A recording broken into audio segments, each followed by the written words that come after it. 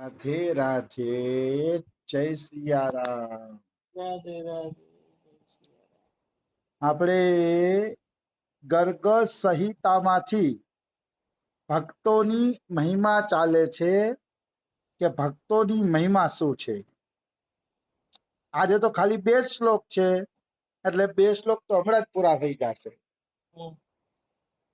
તો ભક્તોની મહિમામાં આપણે આગળ વધીએ તો લખ્યું છે કે देवेश्वर भगवान श्री कृष्ण का भक्त ऐसे देश में भी जो ब्राह्मण के रहने योग्य नहीं है तथा जिसमें कृष्ण सार मृग दिखाई नहीं देते अथवा सोवीर किकट मगध एवं मलेच्छों के देश में रहने पर भी लोगों को पवित्र करने वाला होता है.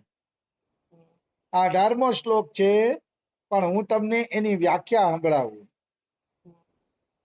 ભગવાન શ્રી કૃષ્ણનો ભક્ત એમ કહે છે કે જ્યાં બ્રાહ્મણ ન રહી શકે એવા દેશમાં રહેશે ને તો પણ માણસોને પવિત્ર કરશે. ભગવાનના ભક્તની એટલી બધી તાકાત છે. મતલબ બ્રાહ્મણને રહેવા યોગ્ય નથી એનો અર્થ એવો થશે કે જ્યાં મલેચ્છો રહે છે, જ્યાં માંસ મટનનો વ્યવહાર થાય છે, જ્યાં અપવિત્ર વસ્તુ ખાવામાં બધા ખાય છે, એવા દેશમાં બ્રાહ્મણો રહેતા નથી. તો કે બ્રાહ્મણો ન રહે તો કઈ નહીં, પણ એમાં પણ જો કૃષ્ણ ભક્ત વયો જશે તો ઈ એવા અપવિત્ર દેશને પવિત્ર કરી નાખશે, એટલી એની તાકાત છે. નિશ્ચિત એની તાકાત છે, એમાં કોઈ એટલે કોઈ પણ પ્રકારની શંકા નથી. ચૈતન્ય મહાપ્રભુ જયારે દક્ષિણ ભારતની યાત્રાએ નીકળ્યા અને જયારે મતલબ ગમે ઓડિશાની એની યાત્રા કરતા તો ત્યારે મુસ્લિમ શાસન હતું ભારતની અંદર 500 વર્ષ પહેલા. તો ઘણી જગ્યાએ મુસલમાનના લોકો એક દેશમાંથી બીજા પ્રદેશમાં જતા રોકતા એમ, કારણ કે એકબીજાનું શાસન હોય એટલે રોકતા. કઈ કઈ તો યાત્રા લોકો વેરો પણ લેતા યાત્રાળુઓ. એવી રીતે એકબીજાને હેરાન કરતા, રોકતા અને તકલીફ દેતા અને દુઃખ દેતા. પણ ચૈતન્ય મહાપ્રભુ કૃષ્ણ કીર્તન કરતા કરતા જાતા ને તો ઓલા યાત્રાનો વેરો લીધા વગર જ એને પાર કરાવી દેતા. તમે ઓલા પ્રદેશમાં જવું હોય તો જઈ શકો છો. મહાપ્રભુ મતલબ કહેવાનો છે કૃષ્ણ ભક્ત આવા પ્રદેશમાં વયા જાય તો લોકોને પવિત્ર કરે છે, એવી કૃષ્ણ ભક્તની તાકાત છે. જ્યાં મલેચ્છ લોકો રહેતા હોય, આતંકવાદી જેવા લોકો રહેતા હોય, બધાને હેરાન પરેશાન કરતા હોય, એવા લોકોની વચ્ચે પણ સંત જાય તો બધાના હૃદયને બદલાવી દે છે. શ્રી શ્રી ચૈતન્ય મહાપ્રભુ એક વખત એના 2 મિત્રો સાથે મથુરાથી આમ પ્રયાગ બાજુ જાતા હતા. મથુરાની યાત્રા કરીને એમાં એક મથુરાના બ્રાહ્મણ ચોબા ભેગા હતા અને એક કોઈ ક્ષત્રિય હતા, ઈ એની સાથે હતા. તો ઈ 2 જણા જાતા હોય છે પ્રયાગ, 3 જણા. અને રસ્તા વચ્ચે ચૈતન્ય મહાપ્રભુને ભાવ આવી ગયો. મહાપ્રભુનું નક્કી ન હોય, ગમે ત્યારે ભાવ આવી જતો એટલે 1-2 સેવક એની સાથે જ રહેતા. તો મહાપ્રભુને ભાવ આવી ગયો ને તો પડી ગયા બેભાન થઈ અને મોઢામાંથી ફીણા નીકળવા માંડ્યા. તો આ લોકો એના ભક્તો બિચારા સારવાર કરવા માંડ્યા કે મહાપ્રભુને તકલીફ પડવા માંડી, ભાવ આવી ગયો, સારવાર કરવા માંડ્યા. ત્યાંથી 10 પઠાણ નીકળ્યા ઘોડે સવારમાં. પઠાણ નીકળ્યા ને તો હારા માણસો હતા એ પઠાણે. એ પઠાણ લોકોએ આને પકડી લીધા ચૈતન્ય મહાપ્રભુના પરિકરોને અને કીધું કે તમે આ સંતને ધતુરો ખવડાવી દીધો છે કે એટલે આના મોઢામાંથી ફીણા નીકળે છે કે સાચું બોલો એ કે તમે આને ધતુરો ખવડાવ્યો છે કે નહીં, આની પાસે કઈક સંપત્તિ હોવી જોઈએ, આ સંત પાસે કઈક ધન હોવું જોઈએ અને એ ધનની લાલચમાં તમે આને ધતુરો ખવડાવી દીધો છે. તો ઓલા લોકો કે ભાઈ અમે ધતુરો નથી ખવડાવ્યો, અમારા ગુરુજીને જયારે ભાવ આવે ને ત્યારે આવી દશા થઈ જાય. તો ઓલા પઠાણ લોકો ભાવને તો સમજે નહીં, એટલે કે ના તમે કઈક કપટ જ કર્યું છે, કાવતરું કર્યું છે, ભાવ ભાવ શું ઈ કે. ત્યારે પછી એક જણો એને સમજાવે છે એની ભાષામાં કે તમને જેમ ઓલી વાય આવે ને, વાય આવે તો કેમ માણા પડી જાય, એમ અમારા ગુરુજીને ભાવની વાય આવે છે. અને ભાવની વાય આવે ને ત્યારે આ રીતે જ પડી જાય છે. પછી એમાં ઓલા ક્ષત્રિય હતો ને હિંમત કરીને બોલ્યો કે તમે અમને સમજો છો શું કે અમે થોડા ચોર લૂંટારા છીએ કે હમણાં અમારા ગુરુજીને ભાનમાં આવવા દ્યો, અમારા ગુરુજી જ જવાબ આપશે તમને. અમારા ગુરુજી જ તમને કહેશે, ત્યારે તમને ખબર પડશે કે અમે આને ધતુરો નથી ખવડાવ્યો. તો પઠાણ કે એને ભાનમાં આવવા દ્યો, પછી કે આપણે આ બધાની ખબર લઈએ. પછી શું થયું? પછી ભાનમાં આવ્યા મહાપ્રભુજી. ભાનમાં આવ્યા એટલે પૂછ્યું કે તમને ધનની લાલચના કારણે આ લોકોએ ધતુરો તો નથી ખવડાવ્યો ને? તો મહાપ્રભુ હસવા માંડ્યા, અરે ભલા માણસ, હું તો પૈસાનો સ્પર્શ નથી કરતો, મને કોણ ધતુરો ખવડાવશે? હું તો પૈસાનો સ્પર્શ નથી કરતો, અને સ્ત્રીનું નામે મોઢેથી લેતો નથી, નથી સ્ત્રી દર્શન કરતો, નથી પૈસાનો સ્પર્શ, મને કોણ મારશે? ત્યારે ઓલા પઠાણ લોકો પ્રભાવિત થયા કે ઓહો, આ તો કોઈ સાચા સંત છે. પછી પઠાણને કૃષ્ણ મંત્રની દીક્ષા આપે છે, એવું લખ્યું ચૈતન્ય ચરિતામૃત ની અંદર. એને કૃષ્ણ મંત્રની દીક્ષા આપે છે અને એ ભક્ત બની જાય છે. કહેવાનો ભાવ છે, મલેચ્છ દેશોને પણ ભગવાનનો ભક્ત પવિત્ર કરવાની શક્તિ રાખે છે. ખેર ચૈતન્ય મહાપ્રભુ તો ભગવાનના અવતાર હતા એમ કહેવાય છે, એટલે એમાં કઈ ખોટું નથી. ભવિષ્ય પુરાણમાં લખ્યું છે કે કળિયુગના 5000 વર્ષ પછી જાશે ત્યારે ચૈતન્ય મહાપ્રભુ નામના એક સંન્યાસી થાશે, જેને ભગવાનનો અવતાર માનવામાં આવશે. પછી એમાં 4 જગતગુરુ ની લખ્યું જો કે 4 જગતગુરુ થાશે. આ બધાયનું શાસ્ત્રોમાં ભવિષ્ય પુરાણમાં લખાઈ જ ગયું છે. અને ગર્ગ સંહિતામાં લખાણું છે કે કળિયુગની અંદર ગોવર્ધનમાંથી શ્રીનાથજી પ્રગટ થાશે. એવું ગર્ગ સંહિતામાં લખાઈ ગયું છે, કાયદેસર ગિરિરાજ ખંડમાં લખાયેલું છે કે શ્રીનાથજી કળિયુગની અંદર પ્રગટ થશે. અને એ પ્રગટ શું કામ થાય છે એમાં લખ્યું જ ગર્ગ સંહિતામાં કે કૃષ્ણ ભગવાન 11 વર્ષ ને 52 દિવસના હતા ત્યારે એ મથુરા વયા ગયા. મથુરા વહી ગયા ને એટલે એની રમવાની ઈચ્છા અધૂરી રહી ગઈ. એ સખાઓને કહે, અરે સખાઓ, મારી તો રમવાની ઈચ્છા અધૂરી રહી ગઈ, મારે ખૂબ રમવું હતું. એ કહે તો સખાઓ કે તો ભગવાન કઈક વ્યવસ્થા કરો ને કે આપણે ફરીથી રમીએ. તો કૃષ્ણ કે કબૂલ છે. કે કળિયુગમાં હું કે ગોવર્ધનમાં શ્રીનાથજી તરીકે અવતાર લઈશ ત્યારે 8 સખા ગોવર્ધનની આજુબાજુના ગામમાં જન્મ લેશે.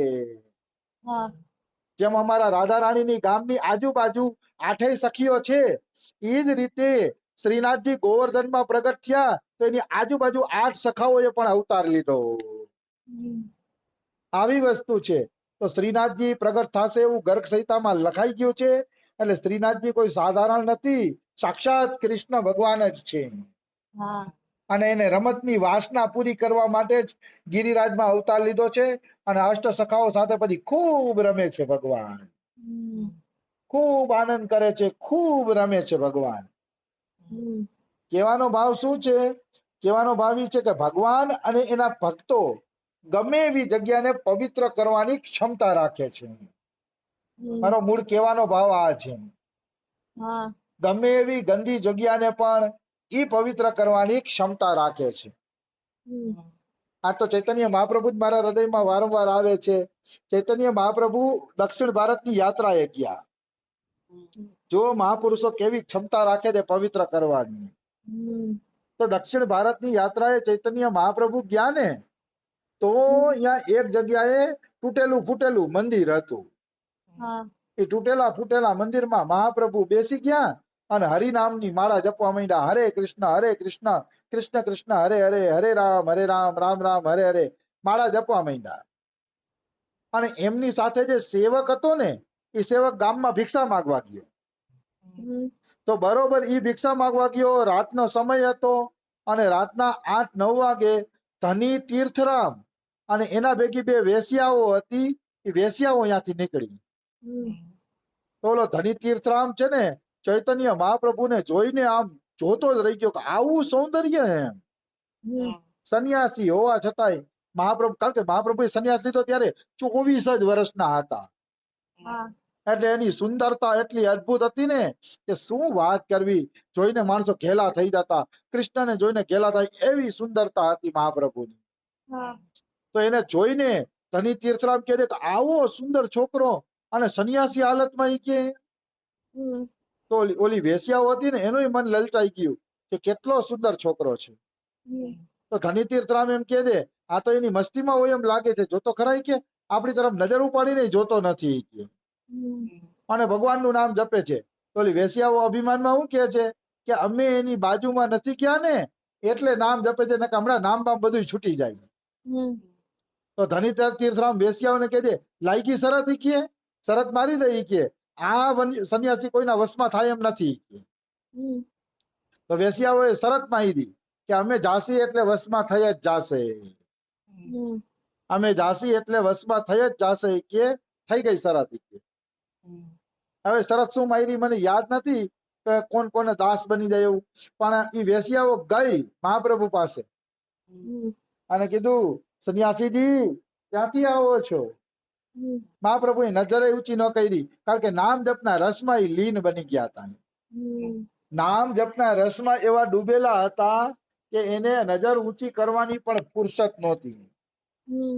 પછી બહુ કે છે ને વેશ્યાઓ લટક મટક નહીં દેખાડે છે ને, તો મહાપ્રભુ નીચી નજર કરીને એમ કહે છે કે હે માતાઓ, મારા જેવી કઈ સેવા હોય તો બતાવો, નહીતર તમે તમારા ઘરે જાઓ, મારા ભજનમાં વિક્ષેપ ન કરો તમે.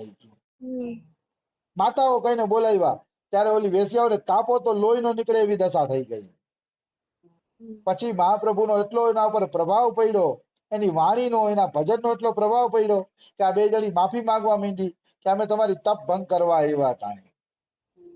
ત્યારે મહાપ્રભુ હસીને કહે છે કે હા ભાઈ, તમે તો તપ ભંગ કરવા જ આવ્યા હતા, પણ મારો ભગવાન મારો રક્ષક છે.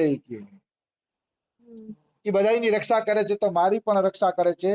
તો કે માતાઓ, હું તો તમારામાં માતાના દર્શન કરું છું, તમે તમારા ઘરે જાઓ. પછી તો તીર્થરામે આવ્યો ને એ ચરણમાં પડ્યો અને એ પણ પછી ચૈતન્ય મહાપ્રભુની માફી માંગે છે કે મેં તમારી પરીક્ષા કરી. પછી મહાપ્રભુ હસીને બધાને કૃષ્ણ નામનું વરદાન આપે છે કે કૃષ્ણ જપો, કૃષ્ણ જપો, કૃષ્ણ જપો. મહાપ્રભુનું એક જ ધન હતું, કૃષ્ણ નામ કે કૃષ્ણ જપો.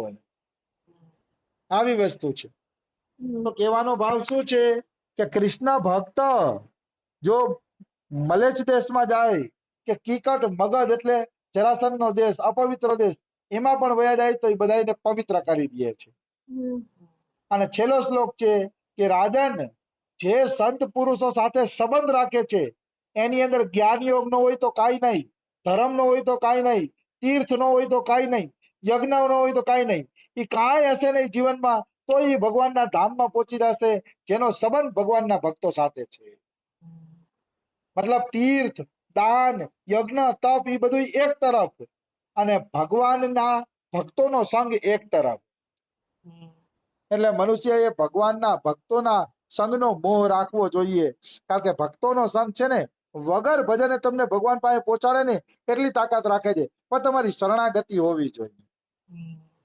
તમારી શરણાગતિ હોય, શ્રદ્ધા હોય તો તમારે કાંઈ કરવાની જરૂર નથી. એનો સત્સંગ સાંભળે રાખો, સત્સંગ સાંભળતા સાંભળતા જ તમે ભગવાનના ધામમાં પહોંચી જશો. હું નથી કેતો, ગર્ગ સંહિતાનો આ 19મો શ્લોક બોલે છે. વિજ્ઞાન ખંડ અધ્યાય 4 શ્લોક નંબર 19 કે તમારામાં બીજી માનો તમે ધર્મનું પાલન ન કરી